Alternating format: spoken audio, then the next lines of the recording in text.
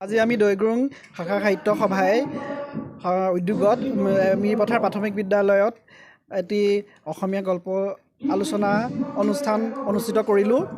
এই অনুষ্ঠানতে আমাৰ সংগতি ৰাখি চকী আৰু অন্যান্য গল্প গ্ৰন্থৰ বাবে সাহিত্য একাডেমি যুৱ সাহিত্য একাডেমি বঁটা লাভ কৰা প্ৰদ্যুম্ন কুমাৰ গগৈক আমি সম্বৰ্ধনা জনাইছোঁ। এই অনুষ্ঠানত আমাৰ দৈগুং শাখা সাহিত্য সভাৰ লগতে স্থানীয় দল সংগঠনসমূহৰ লগতে ব্যক্তিগত কিছুসংখ্যক ব্যক্তিও আহি প্ৰদ্যুম্ন কুমাৰ গগৈক সম্বৰ্ধনা জনাইছে। আমি আশাবাদী আমাৰ দৈগুং অঞ্চলত এক গল্প চৰ্চাৰ পৰিৱেশ সৃষ্টি হৈছে। এই পৰিৱেশটো যাতে আৰু অধিক সুদৃঢ় হওক, নতুনসকলে উৎসাহ পাওক, সুস্থ সাহিত্যিক পৰিৱেশ গঢ়ি উঠক দৈগুঙত। আমি সেই উদ্দেশ্যৰ আগত ৰাখি আমি সমগ্ৰ অনুষ্ঠানটো আয়োজন কৰিছিলোঁ।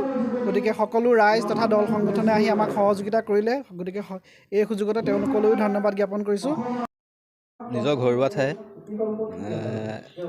সাহিত্য একাডেমি যুৱ বঁটা পোৱাৰ পিছত প্ৰথমবাৰৰ কাৰণে মোক মোৰ নিজৰ ঠাইখনত এনেধৰণে সন্মান যাচিছে। ভাল লাগিছে আৰু আচলতে